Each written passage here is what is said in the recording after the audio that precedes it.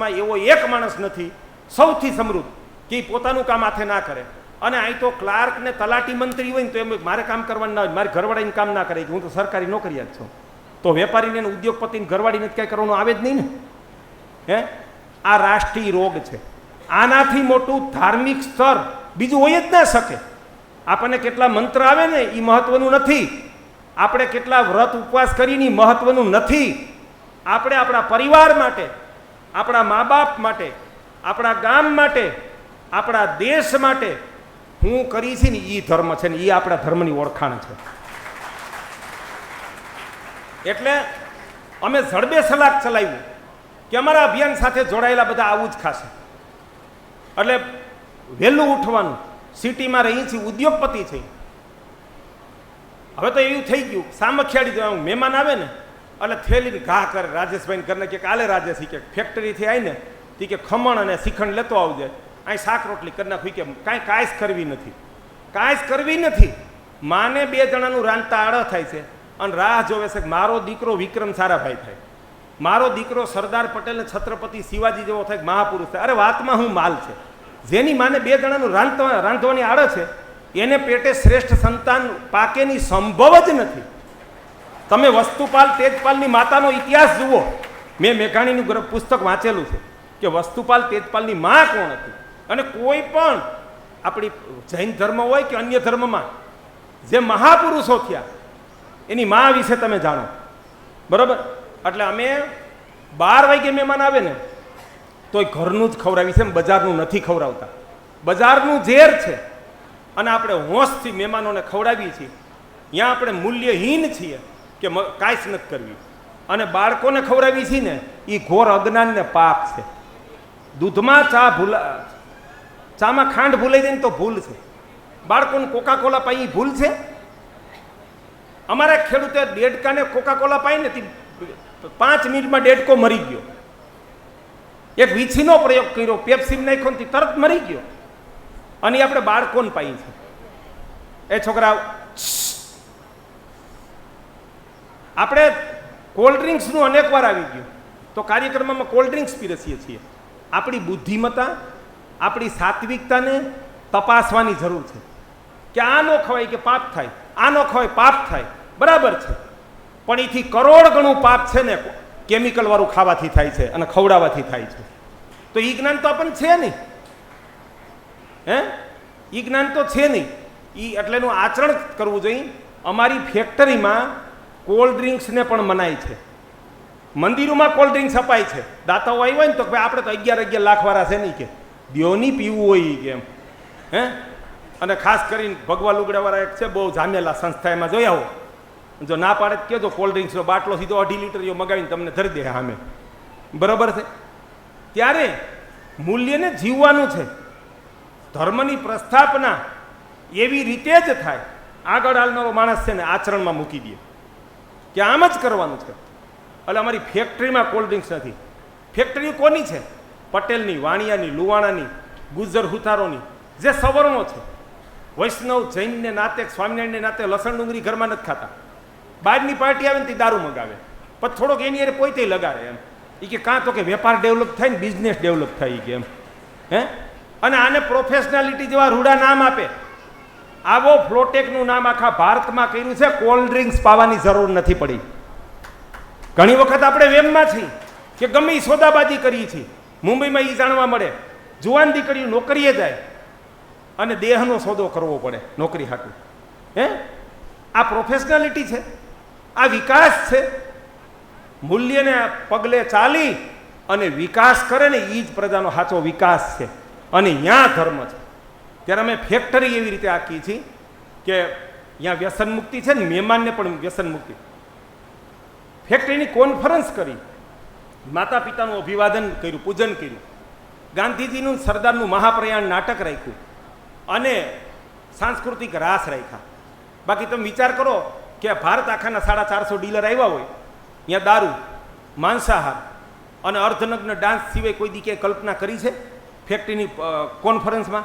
ત્યારે અમે કોન્ફરન્સ આવી રીતે કરીએ છીએ. હમણાં મારા દીકરાને લગ્ન કર્યા, એમાં લખ્યા છે અમારા 1000 કાર્યકર્તાને રાજેશભાઈ જેવાને તેડાવ્યા. 1000 વીણીને આખા ભારતમાંથી 500 મારા સગા હતા. સંપૂર્ણ વ્યસન મુક્તિ. અગાઉ પત્ર લખીને કહો કે આ લગ્ન સંપૂર્ણ વ્યસન મુક્તિથી થશે. પછી 0 કેમિકલ, મીઠાઈથી મુખવાસમાં 0 કેમિકલ, ક્યાંય કેમિકલ રંગ કશું જ નહીં. પછી ગાયના છાણથી પકવેલા ઘઉંની રોટલી, કચ્છમાંથી મંગાવેલો ગાયના છાણથી પકવેલો બાજરો, ઢોહાના લાડુ, ઓલા ઢોહા તાપ પાસે શેકીને ગાયના ઘીના કેમિકલ વગરના ગોળના, બાજરાના રોટલા, ગિરનારી ખીચડી, એમાં બધું વેજીટેબલ નાખી અને હળાળ જે સૂપ આપણે પીએ છીએ ને પ્રસંગોમાં, મને બધા કેટરસવાળાએ કીધું કોઈ દી સૂપ ના પીતા, એ કે ખતરનાકમાં ખતરનાક છે. એટલે તો મેં એમ કીધું કે મારે એ કરવાનું. એટલે મેં 15 જાતના શાકને બાફી અને વરાળિયું બનાવ્યું. એ તમારા કોઈ જૈન મહારાજ સાહેબે પીધું હોય ને તો એમ કહી દે કે હવે હું જ્યાં આવું ને ત્યાં મને વોરવામાં આપજો. એટલું પ્રાકૃતિક અને એટલું આરોગ્યપ્રદ. આવી રીતે લગ્ન કર્યા. નરેન્દ્ર મોદીનો પત્ર આવ્યો, રામદેવજી મહારાજનો આવ્યો, મોહનજી ભાગવતનો આવ્યો, મોરારી બાપુનો અભિનંદનનો આવ્યો. બધા મીડિયાએ એમને પ્રેસ નોટ લીધી. કોઈને 5 રૂપિયાની ગિફ્ટ નહોતી આપી. મેં મારા દીકરાને લગ્ન આવી રીતે કર્યા. એટલે મેં મારું આચરણ સેવામાં મેં આવી રીતે કર્યું. મેં પોતે દાન આપ્યું, પોતે મહેનત કરી અને સત્ય જ બોલવાનું.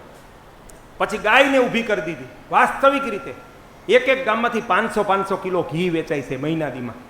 કિલો ઘી નહોતું મળતું. અને ગાય ભારતીય સંસ્કૃતિમાં પહેલી વખત સોનાની થઈ. ગાયના દૂધ ઘી આ દેશ ગુલામ બન્યો, અહીંયાથી આ પહેલી વખત સોનાના થયા છે. આને પરિણામ કહેવાય, આને સેવા કહેવાય, આને ધર્મ કહેવાય. અને પછી વ્યક્તિગત જીવનમાં કે ઘરમાં બહારની વસ્તુ નથી આવતી.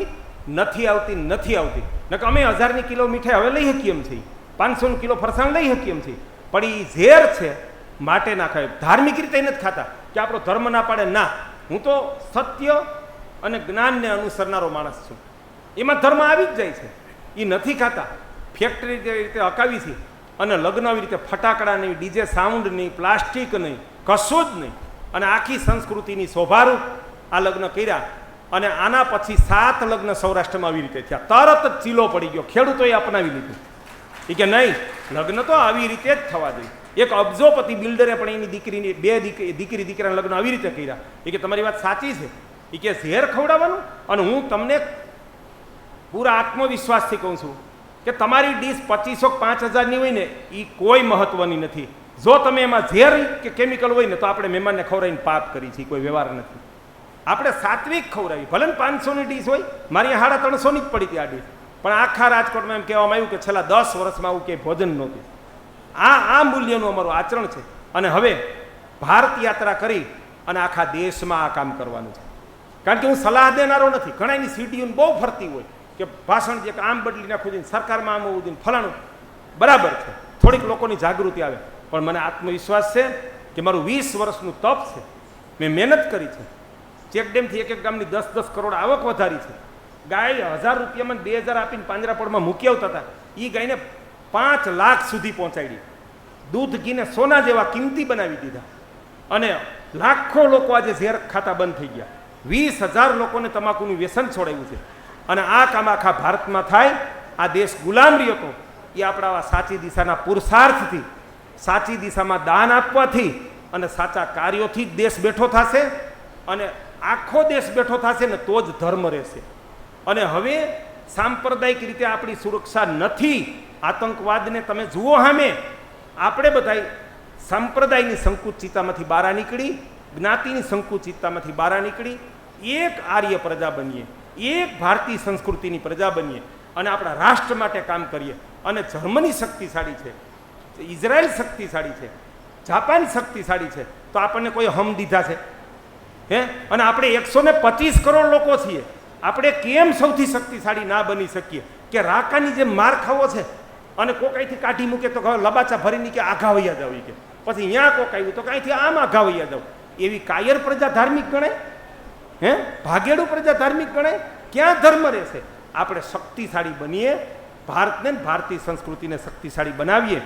મારું અહોભાગ્ય છે કે મારા પુસ્તકો અને ગોવેદ 2 વખત હિતરુચિજી મહારાજ સાહેબે બધું વાંચ્યું, નમ્રમુનિ મહારાજ સાહેબે વાંચ્યું, ઓલા દેવરક્ષિતાજી પીએચડી કરે છે એ બધું મારું સાહિત્ય વાંચે છે એના પીએચડી માટે.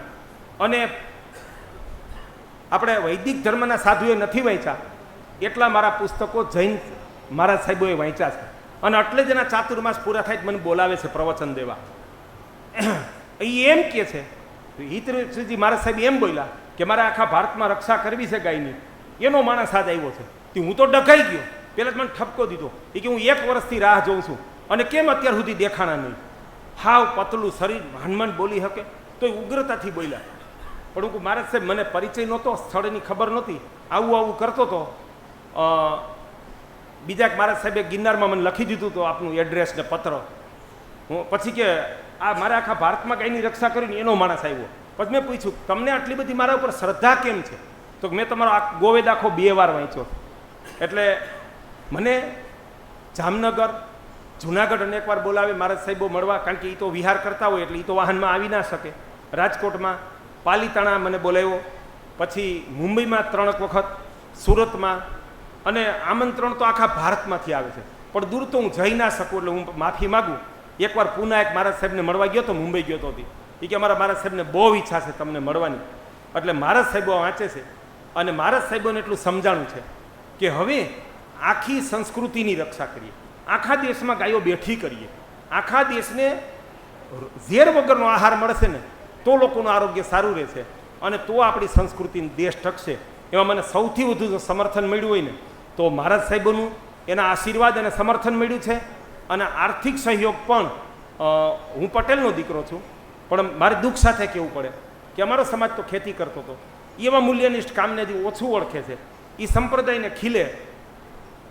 કોઈની વ્યક્તિગત નિંદા નથી, પણ પાતાળ સુધી ઊંડો ખીલો ખોડી અને હાથીની હાંકડે બકરીને બાંધ દેવામાં આવે તો એ બકરી જીવે ત્યાં સુધી ખીલોય ન ઉપાડી શકે અને હાકરે ના તોડાવી શકે. એવી રીતે સંપ્રદાયમાં બંધાઈ ગયા છે અને બધું જ કમાઈ ત્યાં ઢગલા કરે છે અને ઓલા મહોત્સવો મંદિરો જીકે રાખે છે અને જલસા કરે છે અને દુનિયાના પ્રવાસ કરે છે. બરાબર છે. અને લોકો એમ માને કે હવે પુણ્ય કમાઈ ગયા અને હવે એ કે આપણે છે ને ફલાણા ધામમાં વૈયા જાઉં, ઓલા લોકમાં વૈયા જાઉં, ઓલા લોકમાં વૈયા જાઉં. એટલે આ બધો મને ભ્રમ લાગે છે. ત્યારે મારા કાર્યને દામજીભાઈ એન્કરવાલા, કાંતિસેન શ્રોફ એણે ઘણું મોટું સહયોગ આપ્યો છે. અને નેમજીભાઈ ગંગર જેવા મિત્રો, અમારા રાજેશભાઈ જેવા વક્તા તરીકે વધારેમાં વધારે જો મને બોલાવ્યો હોય ને ભારતમાં તો જૈન સમાજે મને વધુમાં વધુ બોલાવ્યો છે, એનું પણ મને ગૌરવ છે.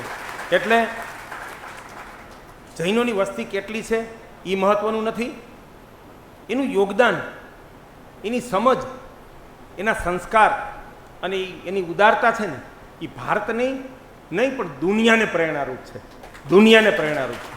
અને હું જોઉં છું અબજોપતિ માણસ ઉઘાડા પૈકી સવારમાં દેરાસરે ગામડામાં જાય છે, મુંબઈની ભીડમાં મેં જતા જોયા છે. એમાં મને એક આશાનું કિરણ દેખાય છે કે જે માણસ ધર્મને વળગેલો હશે ને એ હાવ લંપટ તો નહીં જ થાય, હાવ સ્વાર્થમાં તો નહીં જ જીવે, એનાથી યથાયોગ્ય જે કાંઈ થઈ શકશે ને એ બીજા માટે કરશે.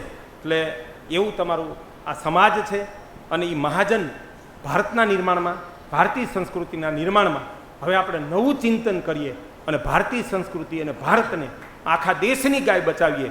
અને જૈન સમાજ એક ગાંઠ વાળે કે તમે જીવદયાને માનો છો અને તો આપણે ઝેર ખાઈએ છીએ તો આપણી પોતાની જ હિંસા નથી કરતા, આપણા સંતાનોની હિંસા નથી કરતા. આજે સ્ટેજ ઉપર પહેલી વાર બોલું છું કે કોકા કોલા કોલ્ડ ડ્રિંક ઘરમાં પીવાને એ જીવદયા વિરુદ્ધનું મહાપાપ છે. જાઓ ઘરમાં પીવા કે કોઈને પાવાય, પછી કોઈ પણ કેમિકલ વાળું ખાવું ને બીજાને ખવડાવવું ને એ જીવદયા વિરુદ્ધનું કૃત્ય છે.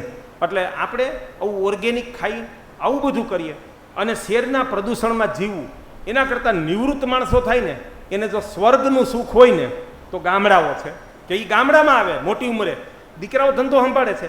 તમે એવી ખુલ્લી હવામાં રહ્યો, ગાયના દૂધ ઘી ખાઓ, ઘરના ઓર્ગેનિક શાકભાજી ખાઓ, પરમ શાંતિથી જીવો. તમારી વાહે ઓર નહીં વાગે ને મોયરે નહીં વાગે, આગળ પાછળ ક્યાંય હોરન નહીં વાગે, એવી શાંતિનું જીવન મળશે. અને ગામડાને બેઠા કરીએ. આપણને એમ થાય કે ગામડા છોડીને શહેરમાં ભાગો, મુંબઈમાં ભાગો. જો એક આપણો આપઘાત કહી દઉં, ભારતનો આપઘાત, 20 લાખની વસ્તીનો દેશ હોય કે 5 કરોડની વસ્તીનો દેશ હોય, એની બધી પ્રજા શહેરમાં નથી હમાણી તો આ 1.25 કરોડની વસ્તીને એવું પાગલપન ફિટ કરવામાં આવ્યું છે. એ તો નિર્દોષ છે, એને પાગલપન ફિટ કરવામાં આવ્યું સુધરેલા માણસો દ્વારા, સમાજ સેવકો દ્વારા અને આ કહેવાતી કેળવણી દ્વારા કે તમે શહેરમાં વયા જાઓ. તમે વિચાર કરો 125 કરોડ લોકો કોઈ દી શહેરમાં હમાય. આપણે ગામડામાં રહેવું પડશે, રહેવું પડશે ને રહેવું પડશે. નહીતર આપણે એક ટાઈમે બરબાદ થઈ જશું. અને એ તો જ શક્ય બનશે ગામડામાં કે ગામડામાં પાણી રોકી ગામડાને સમૃદ્ધ કરીએ. જાતવાન ગૌવંશ, સારા વૃક્ષો, અહીંયા રોજગારી, અહીં ઉદ્યોગ અને ભવિષ્ય કહી દઉં 10 વર્ષ પછી જૈનના દીકરાઓ ગામડામાં ગાય આધારિત અને ખેતી આધારિત ઉદ્યોગો ચલાવતા હશે અને મુંબઈમાં દુઃખી થવા કરતાં ઘણું સારું જીવન પામતા હશે. ભલે અબજોપતિ નહીં હોય પણ ઘણું સારું જીવન હશે અને સુખી હશે. આવનારું ભવિષ્ય હવે એ છે કે આપણને ગામડામાં ખેતી આધારિત અને ગાય આધારિત ઉદ્યોગો મળે. અને ઉદ્યોગ બે પ્રકારનો હોય. એક છે ને પોષક ઉદ્યોગ અને ઘાતક ઉદ્યોગ. એક માણસ ગાયું રાખે છે અને અનેક લોકોને દૂધ આપે છે શિવજીભાઈ, તો એ પોષક ઉદ્યોગ છે માણસથી લઈ આખા જગતનો. એક માણસ તમાકુની બીડીની ફેક્ટરી ચલાવે છે, ગુટકાની ફેક્ટરી અકાવે છે, એ અબજોપતિ હોય ને તો એ માણસથી લઈને દેશને ને જીવ સૃષ્ટિને મારનારો છે. તો આપણે માજન તરીકે નેગેટિવ કામ ના કરીએ અને ઉદ્યોગ પણ પોઝિટિવ ચલાવીએ એવી આપ સૌને અપીલ સાથે વિરમું છું. ભારત માતા કી જય.